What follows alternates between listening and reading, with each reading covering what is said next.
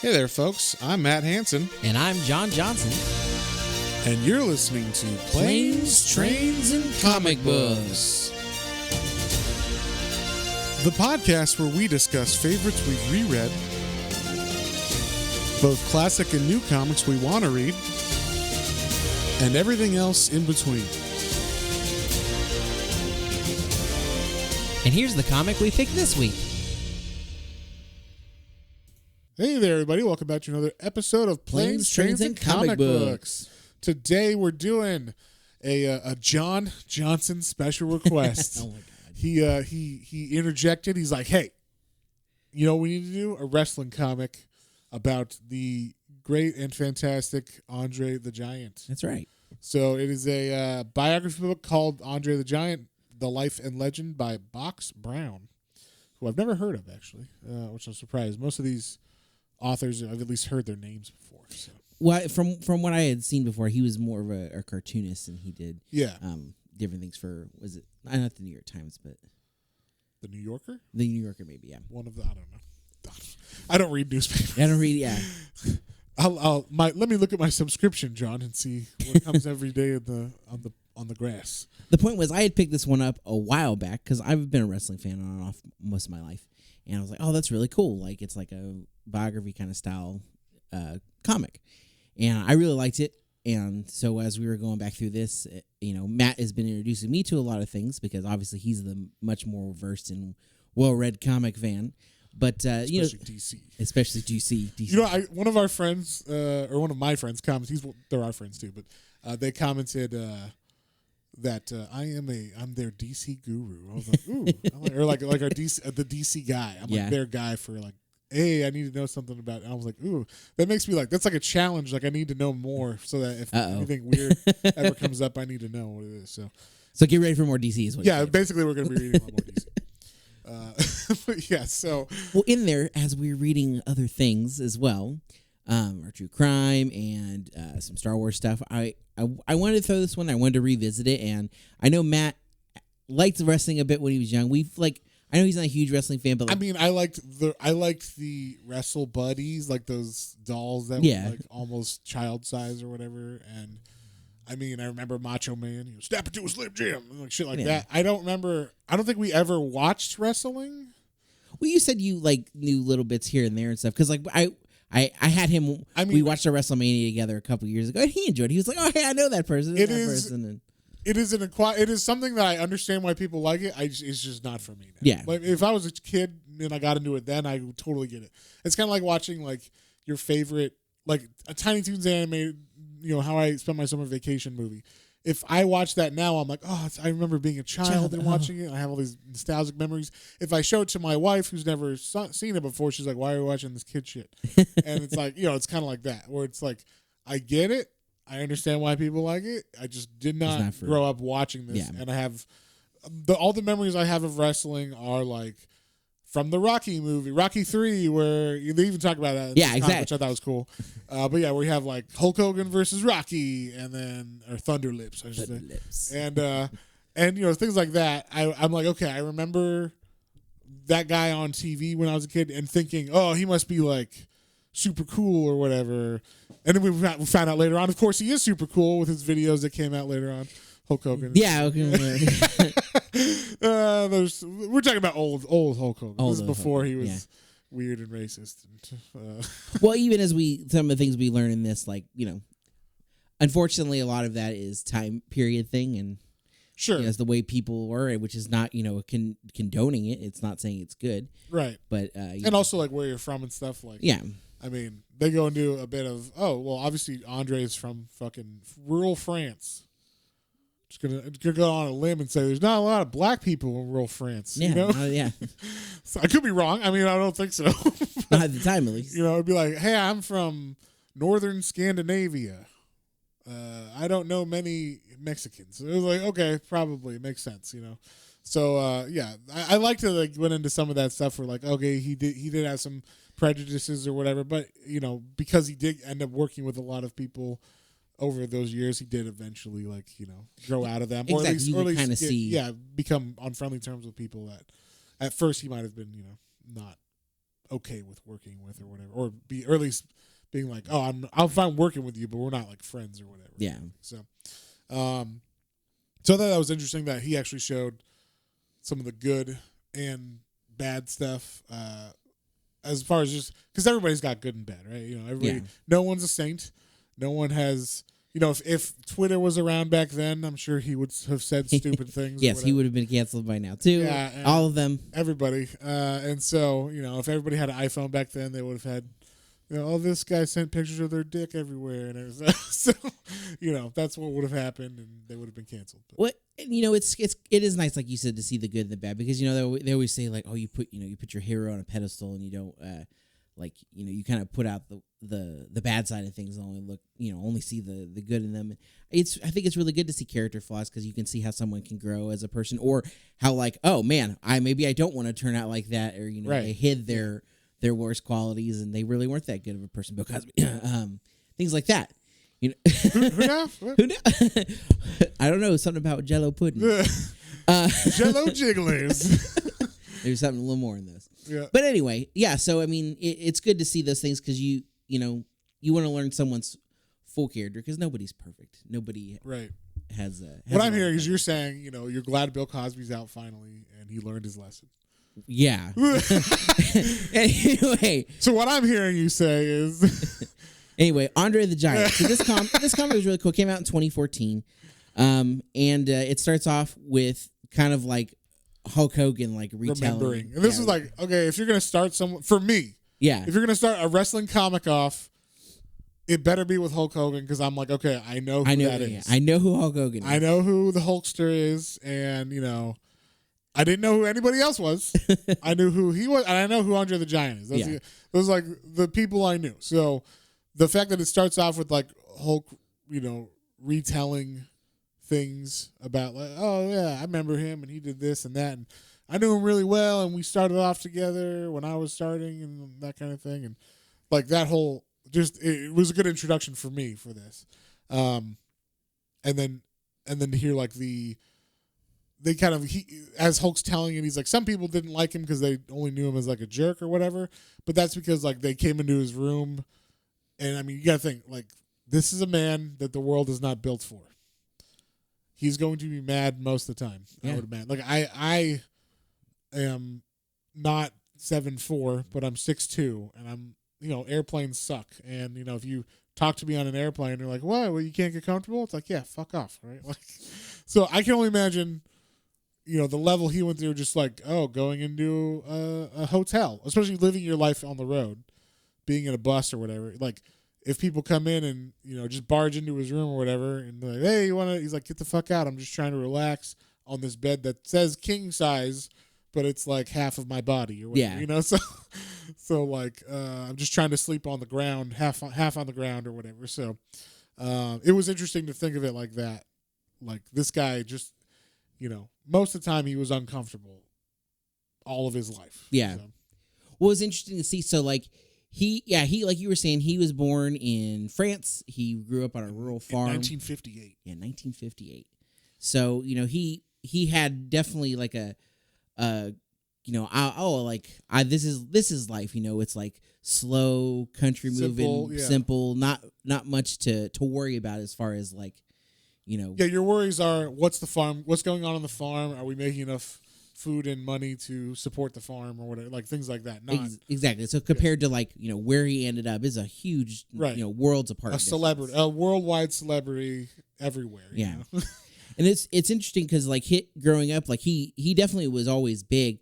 But like they all just assumed the only other person in his family like that, that I remember is his grandfather. His grandfather was 7'8", and Andre. Oh, really? Andre didn't even get. Andre got to 7'4". Right. Okay. So I didn't know. So he says in this, like when he's younger, someone asks like, "Is anyone else big in your family? Your mom and dad are not." And he's like, "My grandpa." But I thought it was like just an offhand remark, like to explain it. But I didn't know that he was actually big. Yeah. So that's the only because like his folks were fairly average height. His brother and sister were, like everybody else was. So his grandfather is where he got the gene for his gigantism. Okay. And he Is that what he had? I mean, it was a pituitary thing, right? So it partially was that, but also partially, he had I forget how you pronounce it. It's like agioism or something like that. Something like that. I apologize. I don't not remember the specific term. But yeah, so he had a tumor in his brain that wasn't one that was necessarily, like a cancerous tumor, but it was pushing on his pituitary, which caused him to constantly put out those growth hormones. And that is why, he literally was big boned. Yeah, he literally did not stop growing. Unfortunately, people with those conditions, they don't live as long. Right. Like you're saying, you think about a great day. Think about having growing pains like you had in your teens for your entire life. And specifically, you think about the joints that, as you grow as, a teen into adult, what joints do you start feeling, hurt really bad? Just your normal self. You start getting some lower back pain, maybe your knees hurt a little, your hands. So extrapolate that for this 7'4", right, at his height, over 500-pound man. Yeah, he was in constant pain. Yeah, all of the time, is crazy. Which kind of explains kind of the things that we'll see throughout this story. One thing about this story is they don't talk about whether they talk about his pain later on, right? But a lot of that I'm sure was from wrestling and everything too. That too. They don't really go. It seemed like when he was younger, he was fairly just a large person, and the only discomfort was things aren't made for me. Yeah. So he can't fit on the school bus. He's got to take a second truck that someone has to bring by to deliver him to school, basically, because he can sit in the bed of the truck or whatever. Yeah. So, but yeah, but they don't really go into in this comic whether he had pain earlier than not really. That really was more on set, especially after working with the wrestling, from my understanding of it. The being young, that I think the interesting thing was, like you were saying, with the truck that would come to pick him up and whatnot. Andre was uncomfortable enough with his situation when he was young that he thought I'm just going to be a farmer anyway. So he actually quit school. Right. Was around 8th grade or something. Which is what I would do if I was that giant. Yeah. I'd be hey, I can make money. Yeah. Lots of different ways. I don't need to go to school for this. But his dad was friends with, was it Mr. Beckett? Who's a Nobel Prize winner. Oh, okay. Something. And so I think it was in mathematics. And that's actually what Andre excelled in. That was one of his big things. He's a very smart man, actually. And so they got him to kind of refocus and go back to school. And so that's kind of why he was personally picking him up and taking him to school and kind of refocusing him to now you want to educate yourself. It's not just about even if you're gonna do this for your life, you want to know how to add and do normal. You want to know enough about the world so that you're not just a dumb. Exactly. And I'm sure that they didn't want it, to be them to be the dumb giant guy, right, too. So yeah, I'm sure that was something you had to overcome.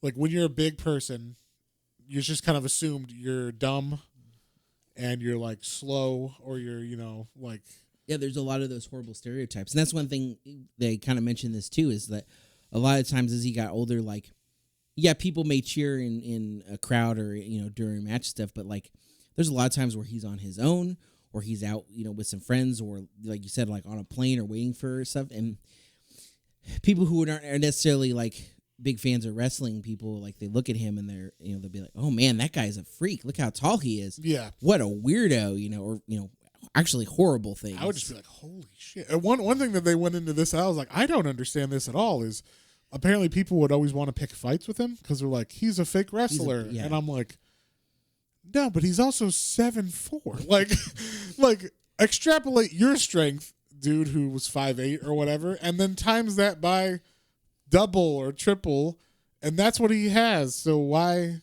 would you think you could, if his fist is as big as your face and he hits you, it's your whole face. Going to hurt a lot and probably knock you out and possibly kill you. So I don't understand the people would just come up to him and try to fight him or whatever. Usually with drinks involved, that might have had something to do with it. But I would just be holy fucking shit. I'd be hey man, you you want a beer on me, and we can be friends, and you can protect me because I'm your little pal, or whatever, you know. I'm his little pal who's 6'2", and then we got another guy who's gonna be shorter, and yeah, little Lenny or whatever, and he'll be and he's just having he'll 5'4" or whatever, and yeah, I'll protect him, and he'll protect me. That's how it goes. But yeah, like just that idea that people would, and I guess because it's also a different time too. Like people were, I think, more cruel back in the day. Or at least either that, or they just didn't know people could hear you from certain distances or whatever. You know, they weren't good. Like you don't literally have to point. Talk. You know, yeah, you don't literally have to point and be like, "What the fuck is wrong with that guy?" You know, it's like people just were okay doing that kind of stuff back in the day more. I think I don't know why, but you know, for all their politeness they're supposed to have in the 50s or whatever, manners and shit. Yeah, people supposedly we've lost over the years. People didn't have as much. I honestly feel like people didn't have as much of a filter then, or like. I say that, but then Twitter and stuff. So yeah, I don't know. In person. The in person thing is what gets me crazy. Yeah. I'm like, I get it. People saying it on the internet or in their car or whatever, but like in person to a giant man's face to go like, "Hey, you fucking loser! I saw you lose that wrestling match. You fucking phony." Yeah, I could. Beat I you bet up. I could beat you up. It's like what? Like that doesn't make sense to me at all. So.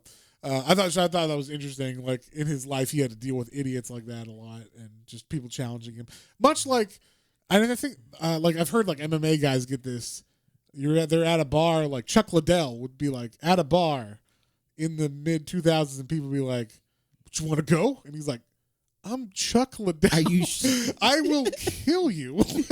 Say, I'm like other people I know have been like, or not that I know personally, but I mean that I know have heard stories of. That were like MMA fighters, they get like, was it BJ Penn? He would get fights all the time in Hawaii. And like, it's like, I'm BJ Penn. Like, I am one of the best and like most celebrated mixed martial artists of all time. And you think you can fight me? Like, I don't understand that. But that maybe it's a different mindset or whatever. You hear a lot of those stories, and I mean, there's a common theme of like, usually I was at a bar when I saw. Yes, I think that's. There really has to be a part, a lot of it. Yeah, people already have maybe a big head sometimes, so they think they're tough, and then that little bit of, taking away those ambitions and being like, yeah, I really bet I could F him up. Maybe in my mind, because like, I could see that maybe with like Jackie Chan or something, because it's like he's an actor, he does his own stunts, but like, it's acting, right? So you're like, does he really know the martial arts? Like he does, like in the movies, and then. He's smaller, so you're like, okay, maybe I could take this guy or whatever.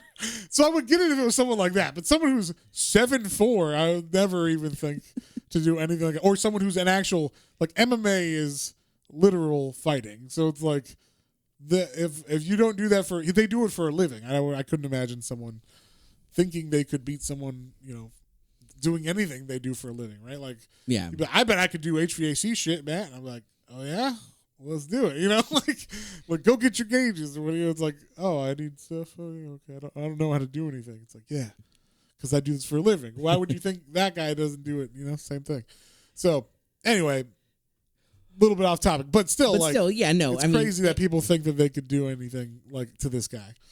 Yeah, he's literally picking up cars in multiple scenes in this book. Yeah, I mean they're talking about some of the odd jobs he did beforehand, and like when he's like helping deliver like. Refrigerator. He picks up a refrigerator on his own. A full refrigerator. They're like, bring it up to the 5th floor. He's like, no problem. Yeah, just puts it on his shoulder and weasel it through the door. Or whatever. The whole time in this, by the way, reading this comic, I just heard the voice of him in like Princess Bride. Anybody want the peanuts? It's like, yeah. So like, I just remember, I that was one of the things when I was a kid. His voice is so deep. I'm surprised they didn't say anything about that, but like people having a hard time understanding him because. Hearing someone with a voice that deep is so rare that like understanding what they say too is like also a hard thing. Like I had a hard time when I was a kid understanding what he was saying. Oh yeah, especially because when you think that frequency is so low. Yeah, and then you think about too. He was born in France, so he spoke fluent French. And so going from French to English, and then hearing that little bit of a French draw behind. All of those words, right. I'm talking about deep. Like you could totally there were. If you go back and listen to like you said, even in the Princess Bride, like sometimes it's like what? Yeah. Like if you're not paying close attention to it. Yeah. And so that, I mean, I could only imagine that also being in America too, especially back then. Once again, back then, I'm sure people were like, "What the fuck are you saying? What are you saying, Frenchie? Yeah, you sound stupid or whatever." So yeah, but like I said, most of the time in these early years, he was doing odd jobs around town, picking up fridges for people and delivering that kind of stuff. They also, like I said, he also will just stop and help people out and pick their car up if they have a flat tire. Yeah, I'm like, pick up a car, huh? Thousands of pounds of metal and steel, especially back then. A '70s car is different, an all metal than a fucking car, Honda Civic nowadays or whatever. Carbon fiber. Yeah, whatever the fuck they are made of, plastic cars now. Yeah. So yeah, pretty interesting. I like that you kind of saw it kind of showed not only the things that he went through, just in his career wise, but also his personal life, him showing him trying to woo and date girls was kind of he had to find something really common, really easy to get in there on some of those things. Otherwise, I don't know. I feel like he should have had an easier time. I feel like that's a conversation starter for any girl automatically. Wow, what's up? And then they turn around and you're like, holy shit. Who the fuck is this guy? And then I'm dull, but it all matches or whatever. Just kind of whatever you get.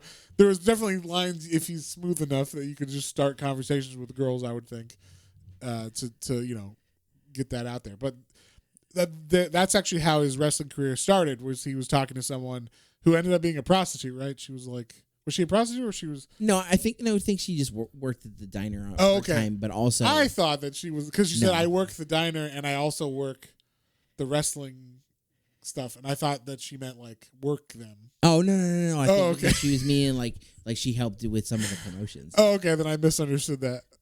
My bad. That's my bad. Yeah. Well, she was like, "You're so big, I bet you could do some of this." And actually, enough when he was in high school, the only thing that he really excelled at other than mathematics, that he got into, was sports. And in particular, he was he ended up going on to the wrestling team because someone who was on it had got hurt, and they were like, "Hey, you're really big. I bet this is something that you would excel at." All you gotta do is catch someone and sit on them. Yeah, and sure enough, he took to it, with grace and ease for as big of a man as he was. Right. And and so that was something he was able to start doing. And his first wrestling name was John Ferre. Is that how you say it? Jean Ferre. Yeah. It doesn't sound as imposing. It's nowhere as elegant with my English, my beautiful American accent. Yes. No, they have an accent, not us, John. Yeah, I'm sorry. That's right. We don't have accents. Yeah. We're the world standard. So, but yeah, so he started off, with his small wrestling career going on in France. But it didn't take long, obviously, as far as notice. As this big man became a very easily seen attraction pretty much right away. And again, this is kind of where we start seeing people are like, "Oh, I saw you at the match. That wrestling's fake, though. I could beat the crap out of you." Yeah. In a bar again, when this guy he's been at the bar all night. This is kind of where you start to see he definitely is a little bit of a, I don't want to say partier, but a drinker. He likes to have a good time. And also because he's so big, I don't even know if he got buzzed. Yeah. I don't know how much alcohol you have to drink. With some of the stories that we'll get to, who knows how much it took. But how much did he feel it? You know what I'm saying? I get I just keep drinking until I maybe get a little buzz, but that means 15 beers in, I'm slightly. Yeah. I slightly have I'm feeling it a little bit, So that's it. I always wanted to know how much, and they even say his bar tab on one of them for Princess Bride was $40,000 one night. Yeah. Bar tab. Yeah, and that supposedly, that's it was 100, and he drank 130 beers in 6 hours, and he had 9 cases of wine and 40 double vodka tonics, and just doing everything. Yeah, that was the one thing. And again, go big or go home. I mean, we tend to think part of it had to be, especially as he got older, maybe hopefully numbing the pain, but also self-medicating. What at what point was he actually getting and feeling that buzz, having to get that alcohol through that, into the blood and the entire body. Well, and the more you drink, the more you get, kind of used to it or whatever. That too, so yeah. then you got to drink more to feel it, and it's a feeding. And being in France, and they kind of mentioned that a little bit too. Like he kind of got a taste for fine wine at a younger age, around 12. Like he was offered, and smoking too. Yeah, but back then we just assume everybody in France. It's fine. Smoking is good for you. Yeah. Yeah, everywhere. Yeah, it's true. Smoking is good for you. It cures cancer. If it's good enough for Wolverine, it's good enough for me. All right, bub? That's what I said when I was 5. So, I just thought, I just realized, we were talking about him flipping over cars, and I was like, wow, it's 70s cars. But also you have to take away from that because they were French 70s cars. So tinier. Smaller, whatever that means. I don't know, French built. I don't know. Wow. Do you know of any French cars, John? No. Yeah, they don't sell them in America. I wonder why. Right. Anyway.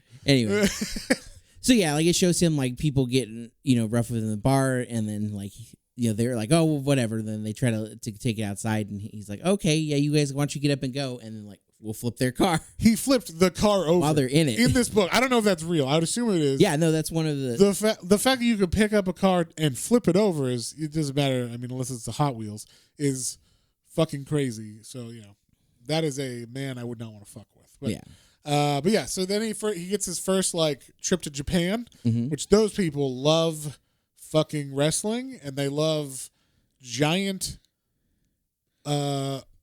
people from elsewhere. Yeah, basically already at the time, like the like model of a big wrestler is like probably like a 6'2" to 6'5" guy, 350 pounds, all that old school muscle where it's like you're kind of like large shapes. Not necessarily like what we think of as definition and like buff today, right? But very much like you can see every muscle in your body is one big like pound of strength. You're like a rock or something, like a big bag of sand. Big bag of sand. That's pretty. It's hard. It's hard to move. It's just heavy, solid thing or whatever. So, exactly.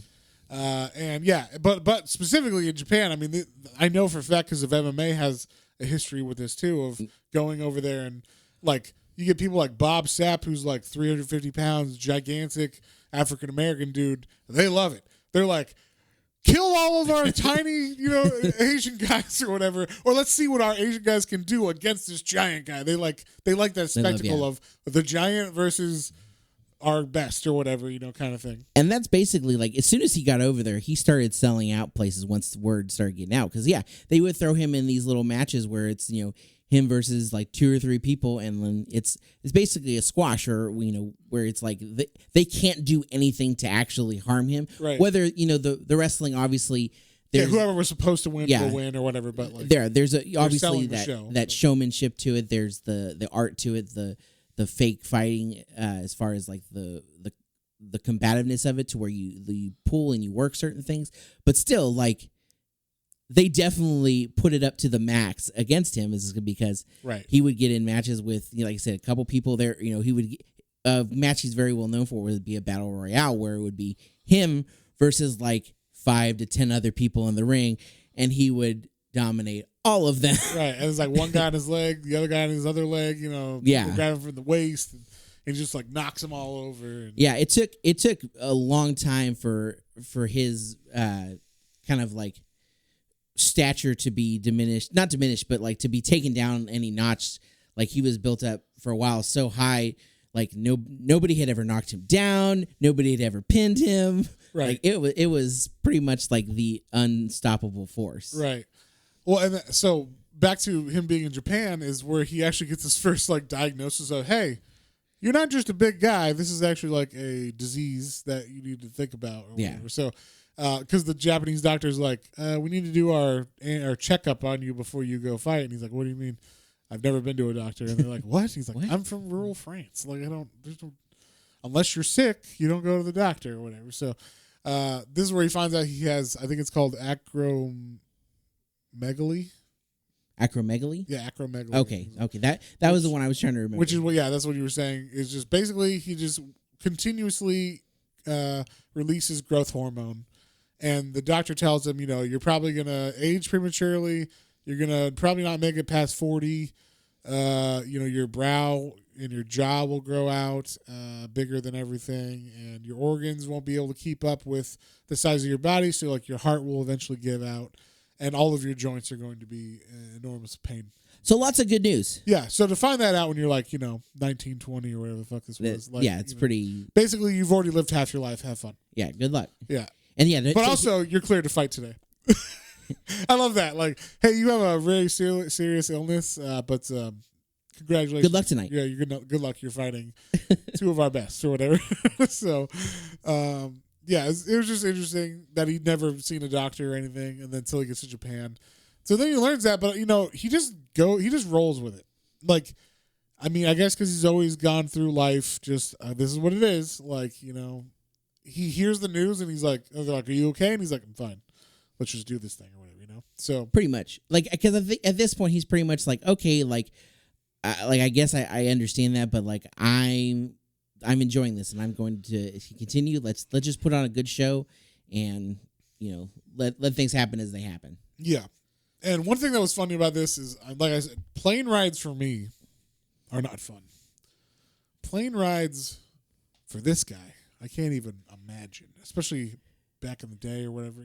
Yeah. They talk about him. He had to evacuate everything, like, before he went on a plane because there's no way he's getting in the bathroom. Oh yeah. Or using the bathroom. He's definitely taking up at least 2 seats. Yeah. Yeah. He always has to get 2 seats, and it's just like. Never fun. I don't know what legroom wise back then might have been better than now.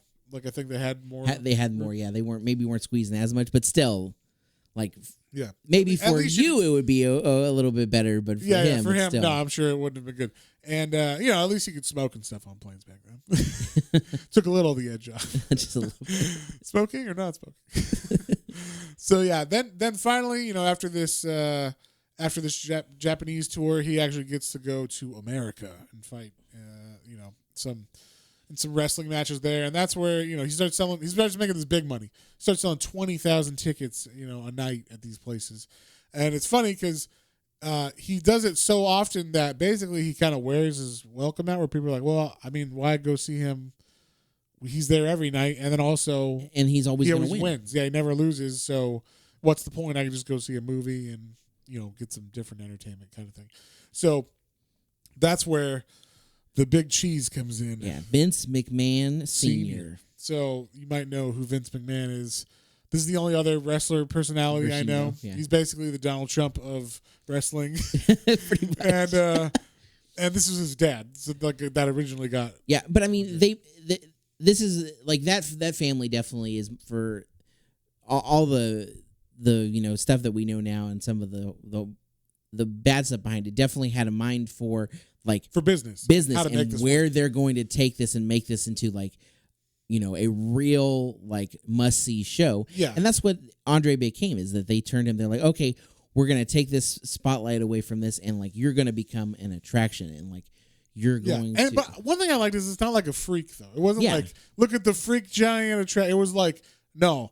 This guy is the craziest wrestler, and that's why, because he's so big and everything. But it's not yes, his size is obviously a part of it, but it wasn't like they're exploiting him, and I like that. It never felt like he was exploited which back in the day, I mean, before this time, really that's what would have happened. Oh yeah, it would have been come see the gigantic, come see the gigantic freak boy or whatever, and watch him lift ladies above his head, and And that's one of the things too. Before.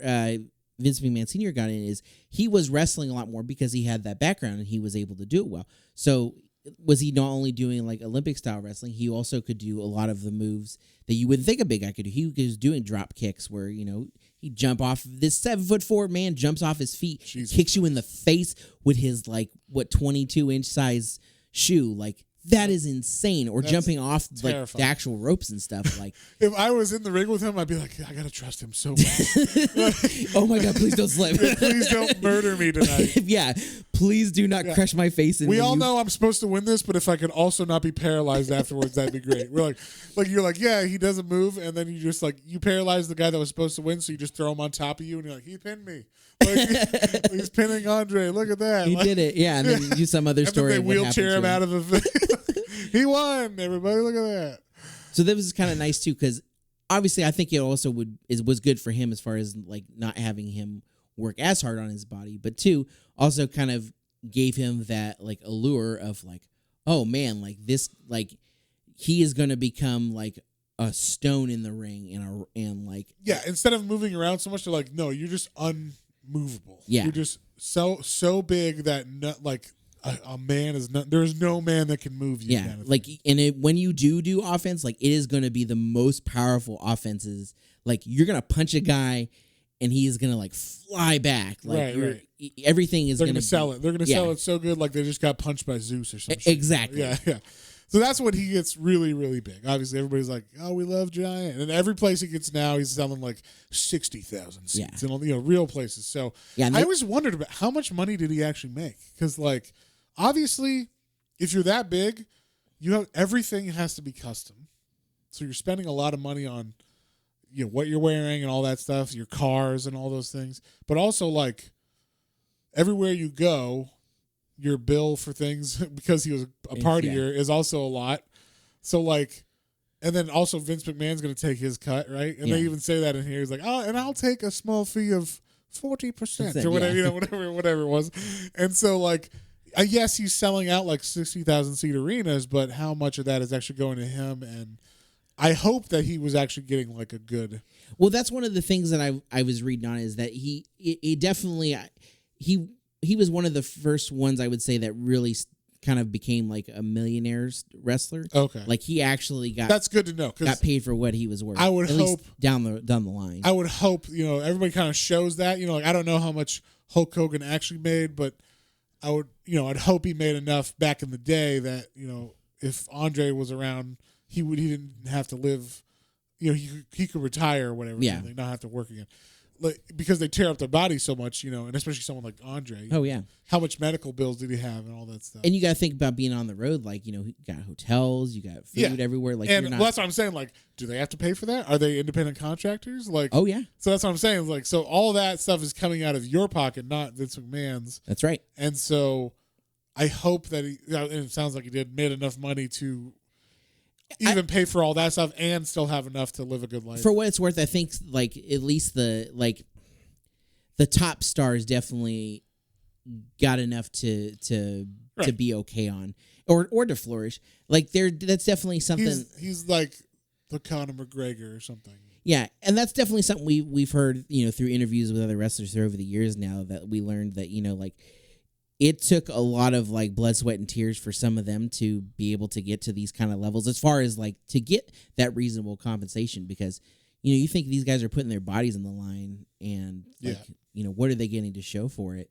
Especially especially we're at the time because all that wrestling was in territories of different places across America. Right. So like it wasn't as big a conglomerate, obviously with some of the companies now to where they're making some of the money that they could make now. So trying to attract and pull people around or have them tour and go to these different places, like you got to work out all those deals everywhere, and sometimes it could be good and sometimes right. Every place is different. Exactly. So one story that I was actually like, holy shit, was this? There's a story in here about him going to a bar in Texas, I think. Yeah, and I'm surprised he did not get shot, honestly, because they're like, basically he goes to a bar and he's like, man, it's hot in Texas, and he opens his shirt, like he unbuttons his shirt because it's hot, and the guy's like, hey, you can't drink in here with your shirt open like that, and he's like, fuck you, basically, I'm gigantic, what are you gonna do about it? Yeah, I'm good, I'm gonna keep drinking. Yeah, and so he just keeps drinking, and then the guy calls the police on him, and the sheriff shows up and is like, hey, put your shirt on or get out of here, and he didn't do either,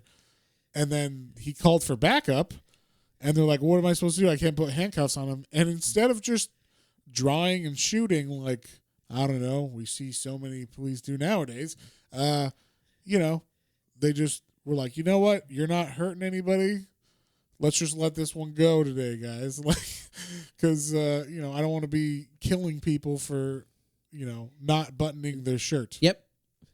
Might be a lesson there. We could teach something. Yeah, he pretty much wore out their like process of like trying to figure out how they were. Also, he was buying the beer too. So yeah. If I was that guy, I'd be like, please continue drinking, sir.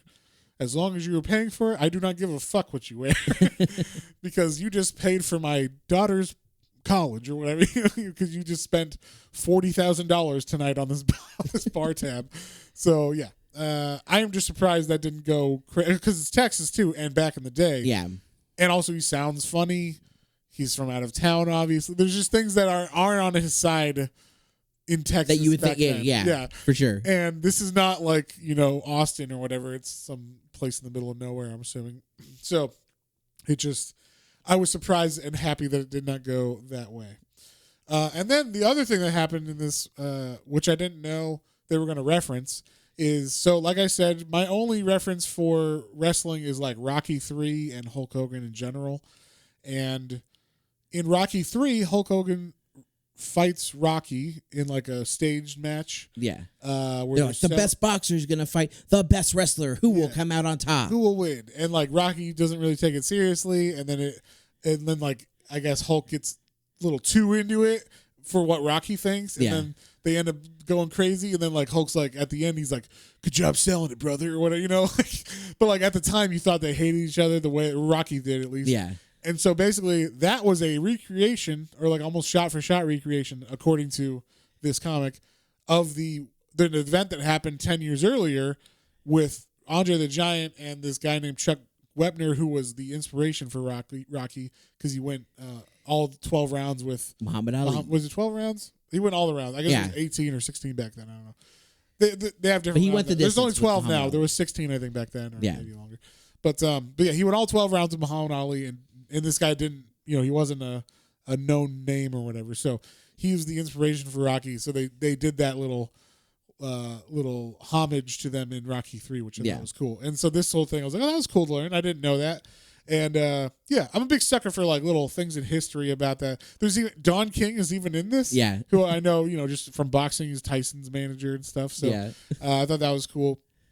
So it was just a little the crossover of wrestling and I guess what would it be called? Boxing, or just like, I want to say real fighting. Well, no, that was the point of it. That was literally the point, was to kind of help legitimize wrestling as like a real quote unquote sport, right? Even though at least get people to get it to more of a mainstream audience, because they're trying to break in and be like as big as boxing, or big as some of these other sports now. So right, yeah, and so it kind of legitimizes it or whatnot. So, but yeah, I like that they did it like, and the way that they show Hulk Hogan.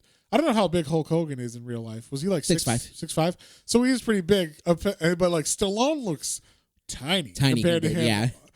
In that ring. So it played it well. It was like a good, like the way that they looked probably was the way that they looked, except even more so. But like, when I was a kid, I was like, he's gigantic. Like, so I thought that was fun. I'm sure. I mean, at that point, that's pretty much like Andre's prime. I love his look at the time, because he's got like a big bushy afro that's like, 3 times the size of his already gigantic head. He wears he's wearing trunks at that point, his big wrestling boots, and then like he's like 7'4", 7'5", 460 some pounds, like kind of like the prime shape of him before anything goes, anything really starts to, I would really go downhill as far as his health wise. Yeah. So like it was like it was a really cool, like brawlish big dude look, and it was fun. I always really enjoyed that. Yes. One thing they don't talk about his love life too much in this book. Like we said, there was that one time where he was like chatting up the girl who ended up bringing him into wrestling. Yeah, they only show like him being alone a lot. Like he'll drink with people, and then eventually he's the only one drinking. He's the only one drinking because of how much he's drunk.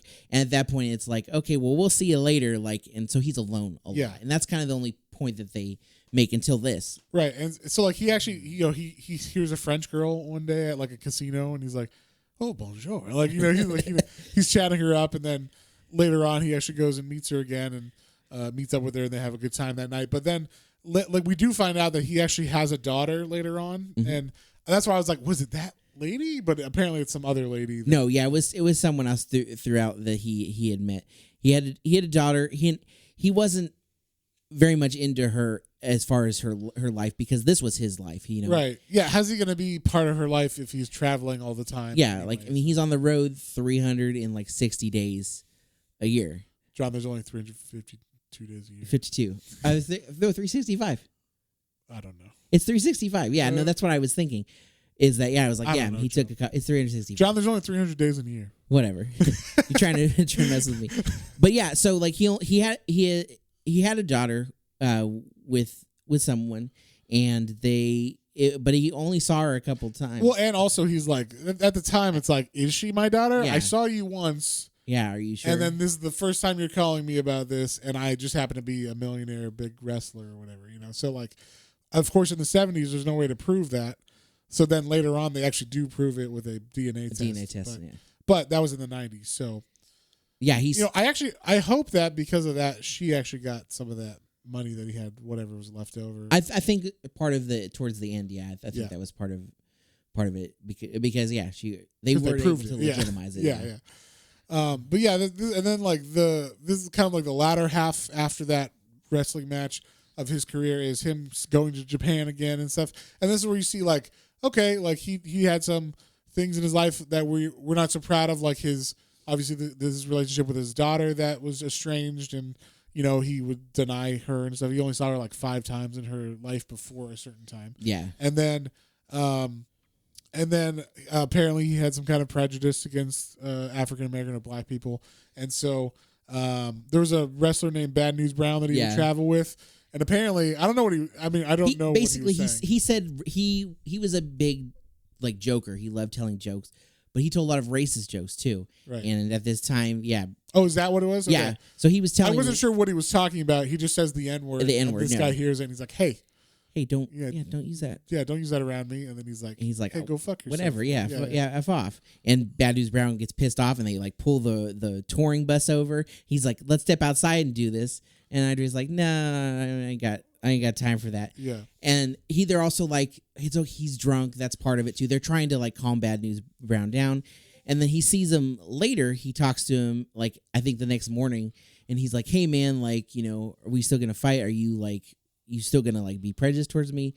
And this is kind of one of those things where Andre blows it off as like, "Hey, like I told Polish jokes too. I'm from that area. My family is Polish and French. So like, don't let it bother you, whatnot. Like, we're cool, man." And he's like, "Whatever, no, like I don't accept that."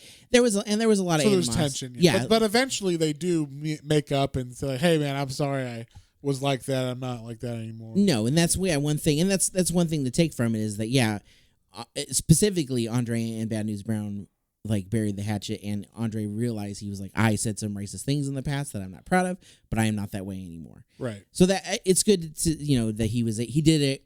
Overcome some of those things, but one of the big things as he got older, as he was again probably self-medicating a bit, and then probably having a tolerance for it, was drinking a lot more. A lot.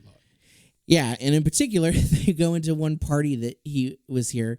He was at a party for someone's birthday, and he gets into a fight with Bill Jack Mulligan, and this is a big dude too. He's like. Yeah, it says Bill Jack was like 6'7" or something, so he's tall for a average human or whatever, right?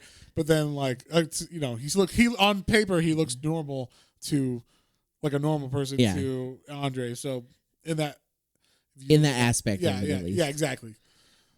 In that proportions or whatever. it's it's different. They tries to catch Andre off guard, and like he actually gets like a hit in on him, but Andre is like. Does not let it go, and and they kind of they like break this room apart. They wreck part of this hotel that they break the glass. They're staying at for this friend's birthday. This is where I was saying, man, if he did this like everywhere he went, like I wonder what those bills were like. And did he who paid for money? This bill? That's what I'm saying. Like if Vince McMahon ain't paying for this, then he's paying for the window. And I know how much windows cost on buildings. So it's not exactly a cheap affair when you break through the whole. It's not a sliding glass door. It is a window that doesn't open or close. So it's like, a pane of glass or whatever that's gigantic. So these are the things that I'm like, wow, who's paying for all this stuff? And, hopefully he didn't lose all his money for that kind of thing. So, but even when he got in a fight, it's like the next morning. "Hey, man, I'm sorry. I was drinking. I'm sorry." Oh, bah. And they're like, "Fine, I guess so." It's like, no problem. That's just you. Ease off the booze maybe next time. And this is kind of where we start to see like he's taking kind of like breaks in between wrestling. Like he basically gets his own ranch farm. Yeah, in North Carolina. Yeah, North Carolina. Yeah. And that's kind of like his happy place to like trying to calm it down and rest his body from, all the trauma he's putting it through wrestling as he's, also getting older. And we kind of see more of like his, what, we would call like his jokiness, like, especially in wrestling, they with either newer people or if they're people that are like, kind of like not in trouble, but like kind of like looked down upon in the back, like they will pull like pranks on them, though, quote unquote, to like make an example of them during matches and things.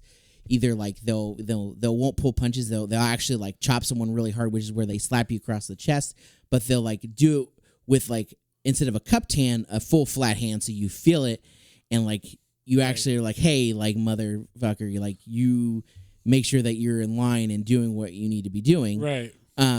Or if someone is like wrestling like that and they're trying to get them to be more careful, they will won't pull punches, and they'll actually like hurt him a little bit to like be like, hey, in the future here, you need to learn your place and learn how to do this. Ship up or shape out. And so one of the guys, it's like in Full Metal Jacket when they hit him with the soap. Yeah, yeah, that's kind of a good way. It's definitely, I would say, a hazing. A little less hazing than that, but so he's in a tag team match, and the one guy they pull him down, and it was the one man gang.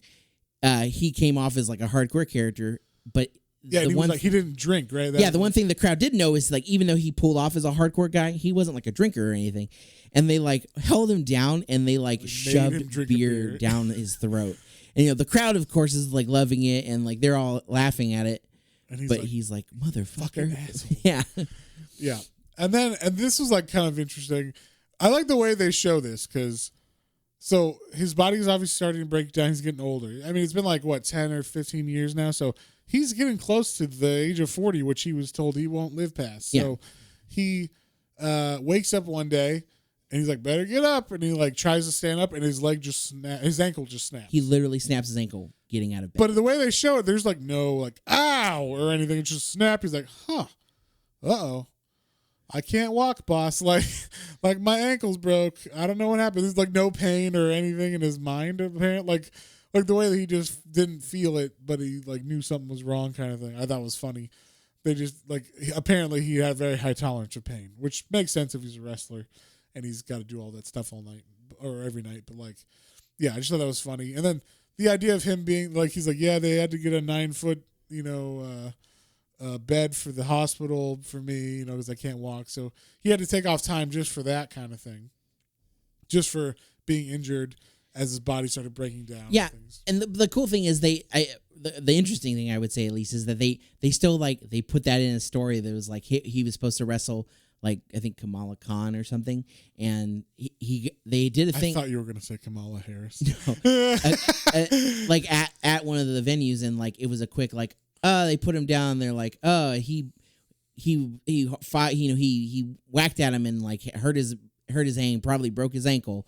So like he's gonna be out for a while, but he'll get him when he comes back or whatever. Yeah. So they played it up for the audience so that they knew. Yeah. It wasn't like, hey, where'd he go? Yeah, where'd he go? Exactly. Yeah. But yeah, and then we also get like a story of a Karen in here. I thought was fun.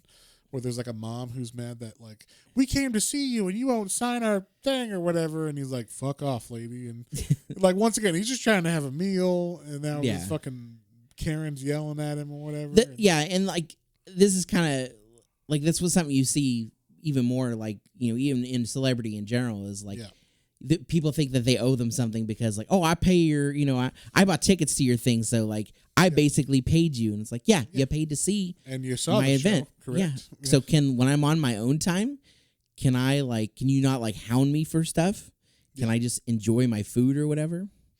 Yeah, I liked the way that they I like the way that they show like when he's just trying to fucking sit down at a table that's too small for him and have a meal that's he's got to order 12 egg omelets because that's what that's what fills him up or whatever. Yeah.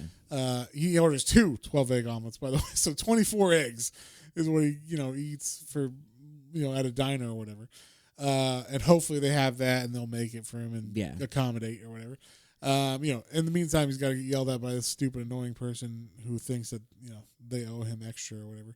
But yeah, basically they just kind of go through.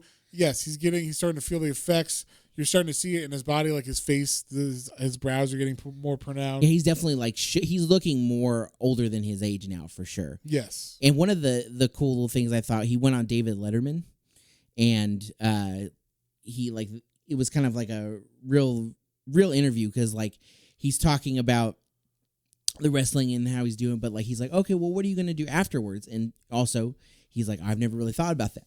You can kind of like see if you watch the interview too, it's really cool because you kind of like see him like not necessarily be prepared. He's like, oh wow, like I didn't even think of that because I've been told I'm not going to live past 40. Yeah, basically I just thought I was going to wrestle till I die. And then, and so people are kind of laughing at his like genuine honesty. Well, I think because they think like, well, who doesn't think about what they're going to do when they retire? Because they don't know. No one at this time knows this is a death sentence for him, literally in a couple years or whatever. So, like, they're like, oh, that's funny. He doesn't even think about it or whatever. Like, he just loves to wrestle or whatever. That's funny.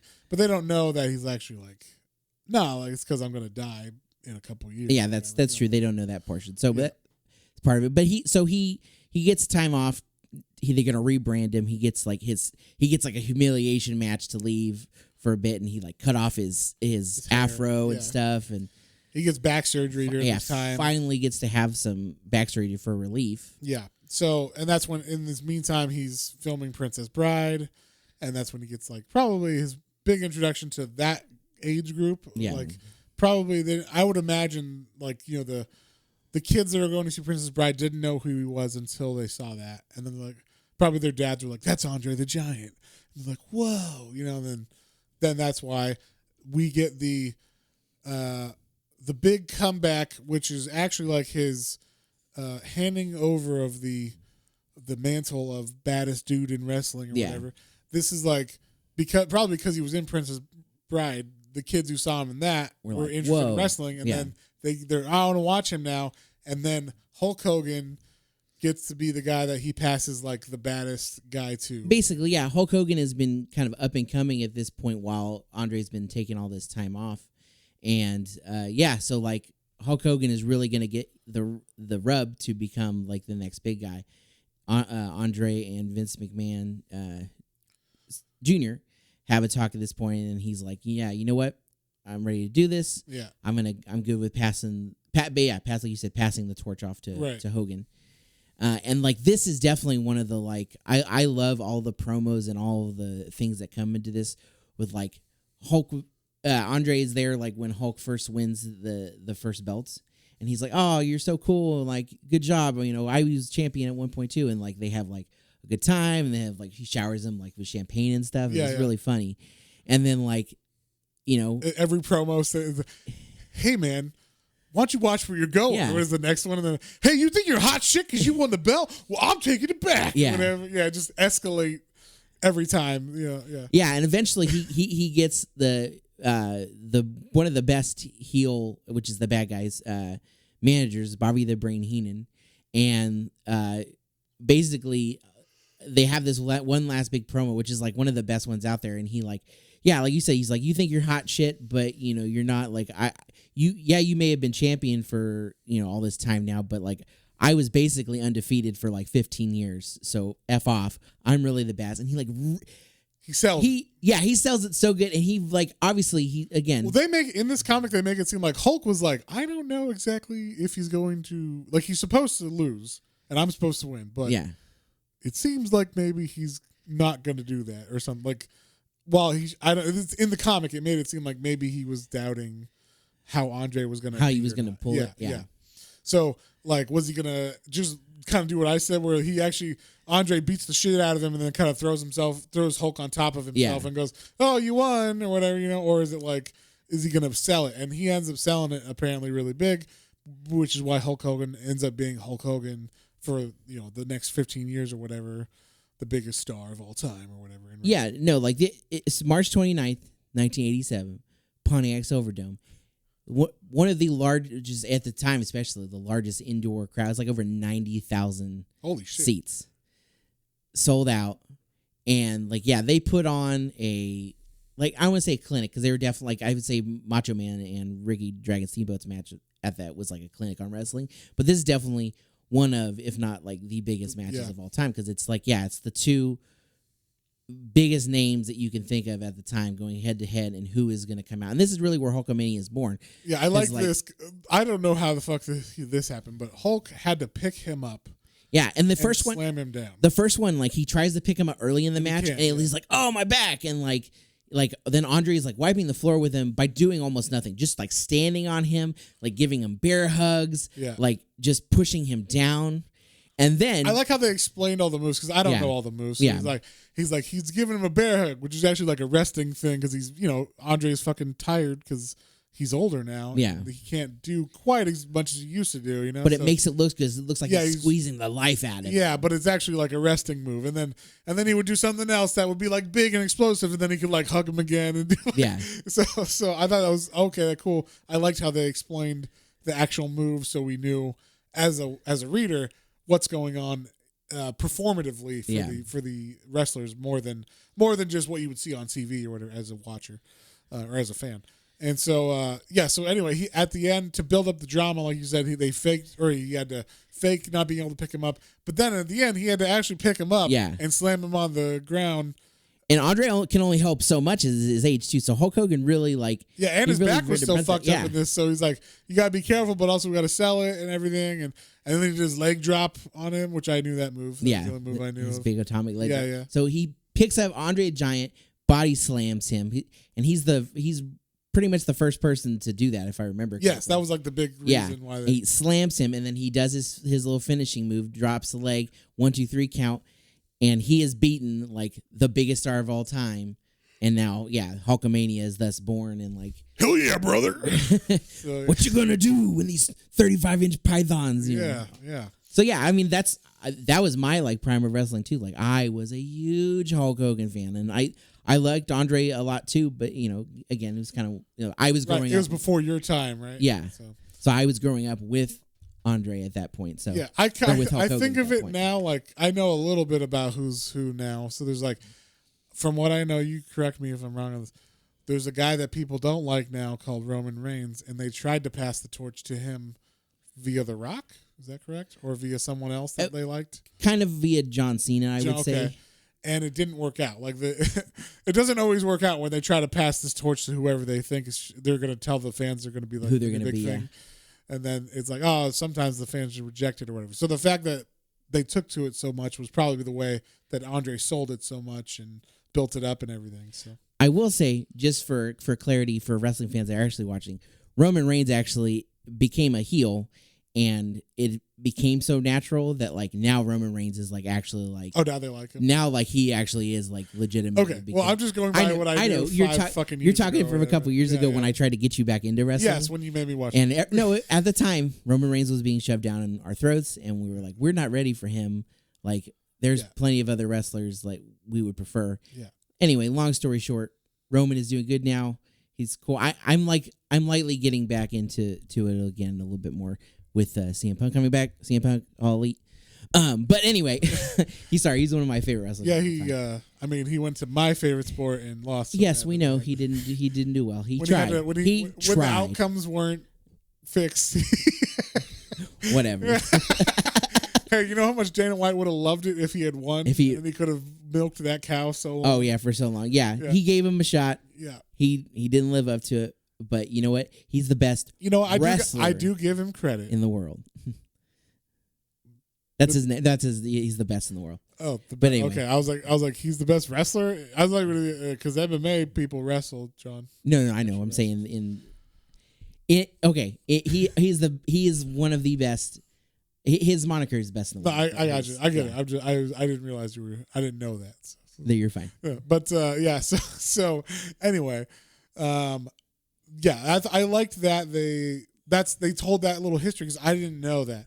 I didn't know any of that, like how Hulk became Hulk and all that stuff. So, it was cool to learn that part for sure. Yeah. And then the rest of the book's kind of like, okay, his kind of downfall of just getting older. Yeah. Like, he's got to have canes and stuff to walk because his body's breaking down. Yeah, he was. There were a couple times they were going to try to do a comeback kind of a thing, a bit like a last two. That's the only thing that really is sad about Andre the Giant stories. He never really got what a lot of, I would say, older wrestlers from then on going forward get, whereas like that. They come back every now and then. Yeah, they get to. There's a passing of the torch, which is, I would say, probably the most important thing, because that's definitely what this was. That definitely was the culmination in like what everybody takes from this going forward is like, you need to have a passing of the torch moment for like the great new wrestlers. guys. Yeah. But because this was like the first big one, Andre didn't get the send off that so many of those wrestlers that do the passing of the torch or do that last big hoorah get. Gotcha. Because he was supposed to come back for a big thing with Earthquake, was another big dude at the time. He had like he hurt his knee thing. And when he actually had to go out and have knee surgery to replace his knee. And so he was supposed to come back for that. And that kind of didn't work out. Like he would get into things and he would be like in tag and like what they call the corner man. He's the guy, he's sitting in the corner for most of the match. And then he might get tagged in finally to do a big move or two to like finish and like send the crowd home happy kind of thing. Right. But that never really went to fruition.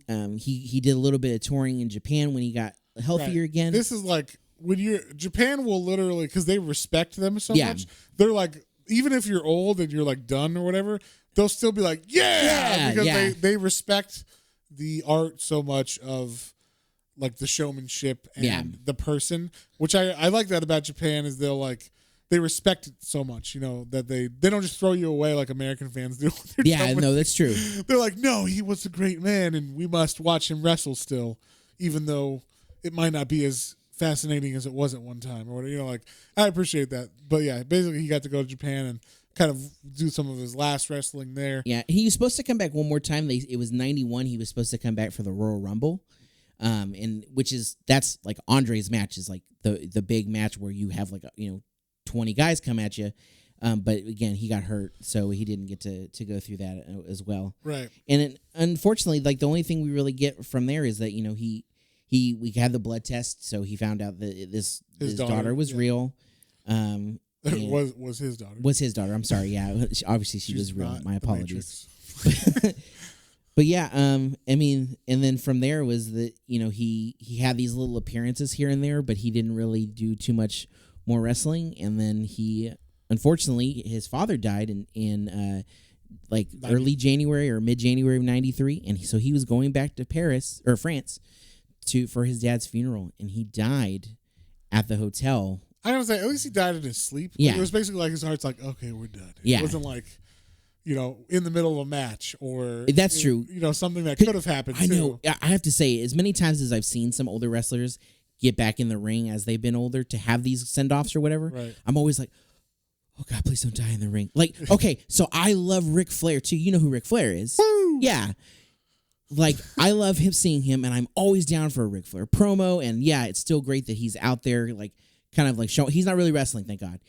But, like, his last match, his send-off match was amazing. He had one of those send-off matches. He came back for one last run with Shawn Michaels, and that was the thing, is, like, his last match was one of those, it was in a big, huge WrestleMania crowd, and, like, he lost and gave the rub to Shawn Michaels to win, but, like, the crowd like chanted for him afterwards, and he got that like last big hurrah in the ring where they all said goodbye, right. Quote unquote, to Ric Flair. Now, Ric Flair's still been around doing things. Right, they still do promos for the company. They still need a paycheck. Exactly. But so like now, think now, 70-plus-year-old Ric Flair gets up in the ring and like he delivers a promo one night. You're like, that's cool. But then someone hits him or gets physical with him, and he's part of it, obviously, but you're like, oh my God, please do not have a heart attack and die right now. Yeah. I'm enjoying this, yes, but oh my God, please don't die. Just give him some more cocaine. He'll be fine. He'll be fine. Just give him some more cocaine. Old.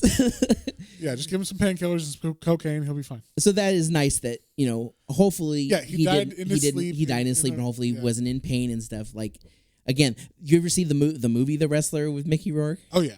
Yeah, where he actually... Very glad he didn't die like that. I'm glad he didn't. I'm glad I have not, like, and there have been, sadly, a couple wrestlers who died from botch moves and things in the ring, which, is a horrible thing on its own. Is like, that's part of the reason, like, there is this practice and like this patience and like you have to trust people. You have to know what you're doing. Because you could have something go wrong, and unfortunately, I mean, then that can be with any sport too, obviously. Right. But any combat sport, and then even the mimicking combat sports is still a dangerous thing. Oh yeah. So yeah, I mean, like, so it was sad. So he died in his sleep, and his ashes were scattered at his ranch in North Carolina. But yeah, so I mean, what did you think of it overall, as far as like getting the? I thought, okay, so when you said, Matt, we're reading a fucking comic about Andre the Giant, I'm like, God damn it, like, not like God damn it, like I hate this or whatever, but it was like, out of all the wrestlers, he's the one I probably know the most about, or I've seen the most, like, documentaries on or something. So I'm like, I already know all this shit. It's probably going to be like a boring comic or whatever. But I liked that I forgot a lot of the stuff from, I probably watched those when I was like in my high school or something. Yeah. So, but I liked the stuff that it talks about in this, and the way that it was drawn and everything was very digestible and very fast moving. So there was good and bad about that, but I liked that it moved fast, and you definitely, when it needed to, sometimes it would sit in moments, give it a little bit longer, and then like when you get to see, like you said, how lonely he was, or like when they cut to a scene with people fucking arguing with him at a bar for no reason or whatever, things like that. I liked that kind of thing. The historical element was cool, and also I haven't really read anything like this about wrestling since getting into like MMA, and since those two things are kind of tied together, like in Japan. And it was cool to see, like, back in the 70s, they were doing things like that in Japan with these people, and it was kind of cool. I liked seeing that kind of historically interesting stuff that now I know about more just on the actual martial arts side of it or whatever. Yeah. So, but it's cool because, like I said, they're tied very close together because Japan treats it almost like it's just another extension of this kind of thing. It's more of a show, obviously. But some of those people did fight MMA people or whatever later on. So it was kind of interesting when, they'll just bring people in and be like, let's see what fucking happens. Like, so I thought that was fun that like Andre the Giant side of it would be pretty interesting for them, I think. And you think like a little bit, just thinking on MMA too, like some of the people who are able to do crest, like Ken Shamrock. Oh yeah, Ken Shamrock. He was an awesome wrestler. I watched him in WWE, but then I watched some of his MMA stuff. He did like his stuff. whole thing in like Pancrase over there, and even like Boss Rutan and those kind of people back then. And then you had, like I said, Bob Sapp over there. It's just like, he's a giant 350-pound man, and like four Japanese wrestlers are trying to get him. He's just like, yeah, and he's like he's loving it because he's not getting really hit. Yeah, and he's like, this is great. Like I get a paycheck, I do this all day. I don't gotta get hurt for real. Exactly. So like, I could see a lot of people who are in MMA who are just those big guys, and they're like, I'm just gonna like go over there. But then there were even like the real people that like really fought over there. Like you said, Ken Shamrock had actual matches that were like real hits and stuff over there too. So it was like, oh shit, like they have a good history of crossing over those different areas and stuff. So since I know that now, it was cool to see. Oh, this was kind of like the precursor to all that stuff. Yeah, and that they were so into it back then as well. As fun as well. So it was cool learning that, and it was cool learning about the whole like how Hulk got initiated into it, and then the whole like Thunder Lips thing with him and Rocky. Yeah. I didn't know that was like a recreation of a thing that actually happened. Oh, that's cool. So that was cool to know that, because I'm a big Rocky fan. Big Thunder Lips fan. So I mean, while I'm not like in love with wrestling itself as like a something I'm going to watch for entertainment or whatever, I like learning about his life and how. Like I said, how difficult it must have been for just him to fucking go from the airport to his hotel. And then at the hotel, it's like, I guess I'm just going to take a shit in the tub because there's no toilet that I can, we didn't get into some of the stories that I've heard they're like gross and horrible. Yeah, like those, and it's just because of, honestly, more stories of circumstance than like him trying to be a douchebag or something. Right. Yeah. It's just, but like, I'm too big for this room, and I'm going to use the bathroom, and it might not be the way. Yeah, think about like you said, we just a little bit going back when he was in Japan. Oh yeah, he said that was the hardest thing. Yeah, like nothing. He couldn't fit through doorways. He couldn't fit in like beds. When he had his back surgery, they had to put two surgical beds together just to get him to be able to be up to lay flat. Yeah, so it's crazy. Like to think about how large this man was literally and figuratively as far as larger than life character that he brought about. Right. Yeah, and so I did enjoy this book a lot. I like the cartoony style. I did think like my only like kind of critique on it was some of the stuff that I felt like should maybe have had a little bit more time spent on it, like his daughter or things like that. Were just kind of like, yeah, he had a daughter. She said this thing. It was like 2 pages long, and then we're moving on to the other stuff. It's like, okay. I thought some of that stuff could have been. I wanted to know what did she think of her dad. Like maybe they had like some kind of maybe if she did the afterword or something of this book, or maybe not this book, but like or he just drew what she said before previously on in interviews or something to show like, oh, this is what happened afterwards, and I don't have any, or I hate the man, or I have no judgment on the man, and I wish I knew him better as a kid or whatever. But yeah, like I don't know, I just felt like there was a little some stuff they gave a lot of time on, which was good, but then sometimes they just you got to cut time somewhere, and I guess some things were just not as fleshed out as I would have wanted or whatever, or just they just seem like they kind of pass by them fastly because they're just trying to move the story along now.